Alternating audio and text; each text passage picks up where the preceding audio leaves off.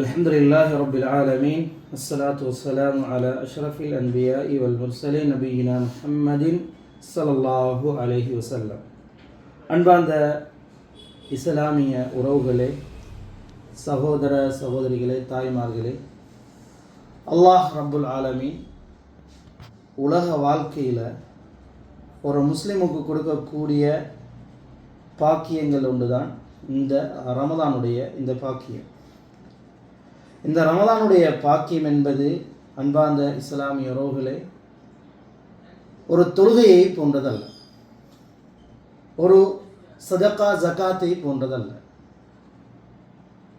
ஒரு தொழுகை, உதாரணத்துக்கு ஒரு முஃமினுக்கு, ஒரு முஸ்லிமுக்கு ஒரு வக்து தொழுகை தவற விடுமானால் அடுத்த வக்தை அவன் அடைந்து விடுவான். இன்றைய துஹர் தொழுகையை தவறவிட்டால் அடுத்த நாள் துஹர் தொழுகை அவன் உயிரோடு இருந்தால் அதற்கான பாக்கியத்தை ரப்புல் ஆலமீன் அவனுக்கு கொடுத்து விடுவான். ஆனால் அன்பார்ந்த இஸ்லாமிய உறவுகளே, ரமதானுடைய பாக்கியம் என்பது ஒரு ரமதானை தவற விடுவோமாக இருந்தால் கிட்டத்தட்ட 11 மாதங்கள் அந்த ரமதானை அடைவதற்கு நானும் நீங்களும் காத்து கொண்டிருக்க வேண்டும்.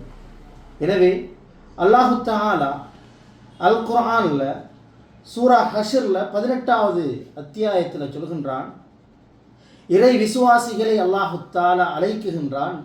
யா அய்யுஹல்லதீன ஆமனு, ஈமான் கொண்ட இறை விசுவாசிகளே, தக்குல்லாஹ், அல்லாஹுவை அஞ்சிக் கொள்ளுங்கள். அதற்கு பிறகு ரப்புல் ஆலமீன் ஒரு கேள்வியாக வினவுகின்றான், வல் தன்குர் நஃப்சுன் மா கத்தமத் லிகத், நீங்கள் நாளைய மறுமை வாழ்க்கைக்காக வேண்டி, உங்களுடைய மன்னரை வாழ்க்கைக்காக வேண்டி எதனை நீங்கள் தயார்படுத்தி வைத்திருக்கிறீர்கள் என்பதை அல்லாஹ் ரப்புல் ஆலமீன் கேட்குகின்றான்.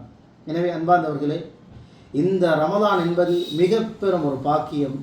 நாங்கள் இந்த ரமதானை சரியான முறையிலே சுய பரிசோதனை செய்து இந்த ரமதானை சரியான முறையிலே கழிக்க வேண்டும்.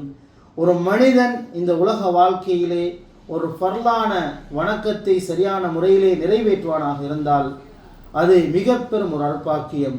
இந்த ரமதான் எமக்கு தந்திருக்கக்கூடிய பாக்கியங்களில் மிக பெரும் ஒரு பாக்கியம் என்னவென்றால், அல்லாஹ் ரப்புல் ஆலமீன் சொல்கின்றான், அஸ்ஸௌமுலி, நோன்பு எனக்குரியது.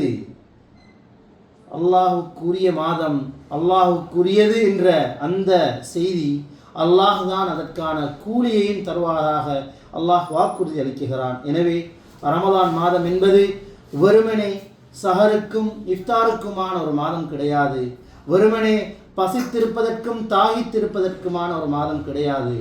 இது அல் குர்ஆனிய மாதம், அல் குர்ஆனை சுமந்து கொண்டு வந்த மாதம், அல் குர்ஆனை படித்து அல் குர்ஆனின் பிரகாரம் வாழ்வதற்கான ஒரு வாழ்க்கையை மாற்ற வேண்டும் என்பதற்கான ஒரு மாதம். எனவே அன்பார்ந்த ஈமானிய உறவுகளே, அல் குர்ஆன் நம்மை அழைக்குகிறது, ரமதானும் நம்மை அழைக்குகிறது. இந்த ரமதானை சரியான முறையிலே பயன்படுத்துவோம், அல் குர்ஆனை படிப்போம், அல் குர்ஆனின் பிரகாரம் வாழ்வோம், அல் குர்ஆனோடு மரணிப்போம். அந்த பாக்கியத்தை ரப்புல் ஆலமீன் நம் அனைவருக்கும் நசீபாக்க வேண்டும். அஸ்ஸலாமு அலைக்கும் வரஹ்மத்துல்லாஹி வபரகாத்துஹு.